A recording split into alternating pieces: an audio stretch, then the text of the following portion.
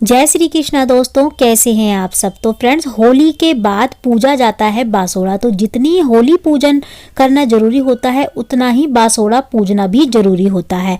बासोड़ा हमें कैसे कब पूजना चाहिए, बासोड़ा पूजने से पहले हमें किन बातों का ध्यान रखना चाहिए, कैसे हमें भोग बनाना चाहिए, कब भोग बना के रख लेना चाहिए, और पूजा करने से पहले से लेके और पूजा करने के बाद तक की सारी जानकारी मैं आपके साथ शेयर करूंगी।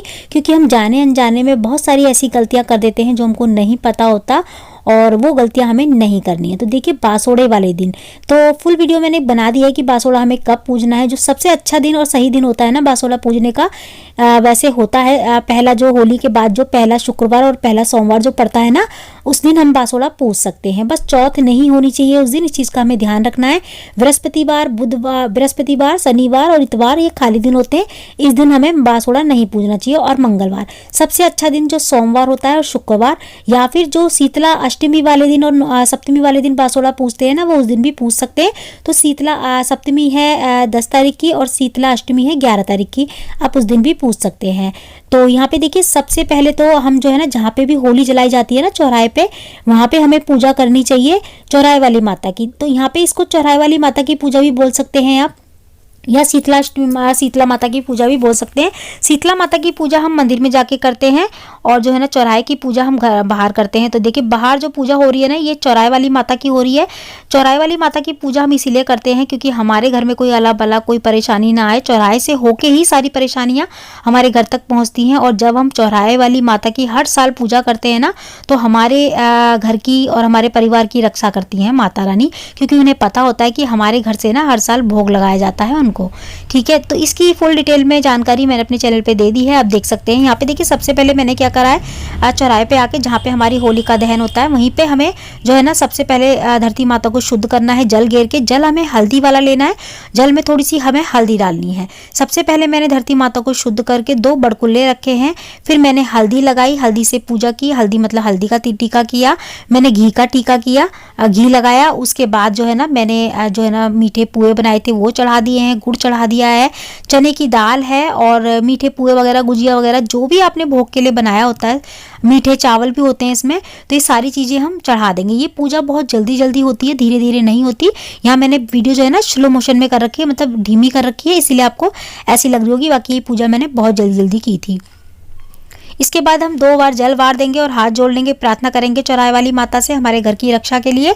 और इसके बाद हम शीतला माता की पूजा करेंगे मंदिर में आके। तो मंदिर में हम हमारे बहुत सारे घरों में ना पतवारी बोलते, मतलब बाहर ही होती हैं शीतला माता, तो बाहर ही जल चढ़ाते थे। मंदिर में भी होती हैं, तो हमारे यहाँ जो है ना मंदिर में है। देखिए, तो हम क्योंकि जल की वजह से जल चढ़ाया जाता है ना, इसीलिए शीतला माता को बिल्कुल गेट पे ही, बहुत सारे जगह मैंने देखा है जो मंदिर का मुख्य द्वार होता है ना, वहाँ पे शीतला माता होती हैं उसी साइड, तो पूजा करते हैं। और हमारे यहाँ देखिए अंदर हैं, तो हम अंदर मंदिर में पूजा कर रहे हैं। तो ये शीतला माता है, तो हम शीतला माता को सबसे पहले हल्दी वाला जल चढ़ाएंगे, उनको स्नान कराएंगे। उसके बाद हम जो है ना उनको हल्दी का टीका करेंगे। तो शीतला माता को हल्दी का ही हमें तिलक करना है। चौराहे पे भी हमें हल्दी से ही पूजना है चौराया जो है ना। उसके बाद हमने टीका कर दिया है, वस्त्र स्वरूप हमने मोली चढ़ा दिया। आप चाहें तो यहाँ माता के लिए चुन्नी भी लेके आ सकते हैं। जो भी चीज़ हम लेके आए हैं ना बना के, वो हमने शीतला माता को सभी चीज़ें हम चढ़ा देंगे। यहाँ पे ठंडे ठंडे में ही हमें ये पूजा करनी चाहिए, मतलब दिन निकलने से पहले ये पूजा वैसे हो जानी चाहिए। हमारे जो बड़े बुजुर्ग हैं ना, वो यही कहते थे, शीतला अष्टमी की जो पूजा होती है बासोड़े की, वो हमें अंधेरे में ही ठंडे ठंडे में कर लेनी चाहिए, सूरज नहीं निकलना चाहिए। और बहुत सारे घरों में सूरज निकलने के बाद ही करते हैं, लेकिन हमारे यहाँ सूरज निकलने से पहले ही ये पूजा हो जाती है, ठंडे में बिल्कुल। ठीक है, तो यहाँ पे देखिए मैंने सभी चीज़ें चढ़ा दी है, उसके बाद जल भी चढ़ा दिया है। तो मैं जल भोग पे नहीं चढ़ा रही हूँ, यहाँ पे चढ़ा रही हूँ माता के चरणों में। तो यहाँ मैंने जल चढ़ा के हाथ जोड़ लिए हैं, प्रार्थना करेंगे। चाहे तो आप माता रानी के लिए श्रृंगार की सामग्री भी ला सकते हैं। तो सभी चीज़ें हम चढ़ा देंगे माता रानी को भी। उसके बाद हम जो है ना जितने भी घर मंदिर में देवी देवता होते हैं सभी का हम पूजन करेंगे। मंदिर में आए हैं तो जो है ना सबसे पहला अभिषेक हमारा मैंने भोले बाबा को भी कर दिया था। तो सबसे पहले मंदिर में वैसे मैं ही आई थी, बहुत जल्दी आ गई थी मैं 5 बजे से पहले जो है ना मैंने पूजा कर ली थी। उसके बाद फिर लाइन लग गई थी मेरे आने के बाद, मेरी पूजा जब हो गई थी उसके बाद बहुत भीड़ हो गई थी। तो अच्छा हुआ मैं पहले ही आ गई थी, तो बहुत अच्छे से मैंने पूजा कर पाई। तो यहाँ पे मैं 4:45 बजे से पहले हाँ आ गई थी मैं पूजा करने। मैं 4 बजे उठ जाती हूँ और बांसोड़ा में बहुत जल्दी पूज लेती हूँ। तो जैसे मेरी सासू माँ करती थी वैसे ही मैं करती हूँ पूजा, बांसोड़े की उतनी ही जल्दी कर लेती हूँ। तो यहाँ पे मैंने सभी चीज़ें चढ़ा दी हैं भोले बाबा को भी, माता रानी माता गौरी को भी। यहाँ पे गौरी माता को मैंने जो है ना रोली का तिलक किया था और अपने भी माथे पे लगाया था। अब हम शनिदेव महाराज की भी पूजा कर लेंगे। तो देखिए जितने भी हम मंदिर में आए हैं तो जितने भी देवी देवता होते हैं ना, हम सभी की पूजा कर लेंगे। और हमें ध्यान रखना है, ना तो हमें धूप बत्ती लगानी है, देखिए जोत तो हमें नहीं जलानी, क्योंकि बासोड़े की पूजा में जोत नहीं जलाई जाती। बहुत सारे लोग क्या करते हैं, घर में से आते हैं पूजा करके जोत वगैरह जला लेते हैं घर में और उसके बाद पूजा करते हैं। तो हमें ऐसा नहीं करना चाहिए, हमें सीधा उठना चाहिए, उठ के नहा के और अपना थाली रात को ही तैयार कर लेनी चाहिए, उठा के सीधा हमें आना चाहिए। और हम जब घर से निकलते हैं ना, तो हमें जो जल का लोटा होता है हल्दी वाला, वो हमारे जो घर के बच्चे होते हैं सभी के सर पे से 7 बार वार के उसके बाद हमें लाना चाहिए। जो भी अला बला हमारे घर में होती है, हमारे बच्चों पे होती है, नजर वजर, वो सारी उतर के आ जाती है और यहाँ पे हम पूजा करते हैं तो सब उतर जाती है। इसके बाद हम पूजा करने के बाद मंदिर में घर आते हैं। घर आने के बाद सबसे पहले हमको ना जो है ना दहली पूजा करनी होती है, अपनी दहली को ठंडा करना होता है जल से। उसके बाद स्वास्तिक बना के हम स्वास्तिक जो है ना पूज लेंगे, दोनों साइड बनाना होता है हमको। उसके बाद देखिए यहाँ पे हमारे घर में भी जो है ना होली जलाई जाती है। तो हम दूसरी जो है ना पूजा जो है ना पहले चौराहे पे करते हैं, फिर मंदिर में, फिर घर में। तो यहाँ पे इस तरीके से, और बहुत सारी जगहों पे 3 चौराहे पूजे जाते हैं। चौथा मंदिर होता है, 5वां अपना घर होता है। जिनके यहाँ घर पे नहीं जलती तो वो 3 चौराहे पूज देते हैं और 5वां अपना मंदिर में। तो 4 जगह हो जाता है। हमारे यहाँ 5 होते हैं, जैसे कि हम 3 चौराहे पूजते हैं और चौथा हमारा मंदिर होता है और 5वां हमारा घर होता है जो हम पूजन करते हैं इस तरीके से।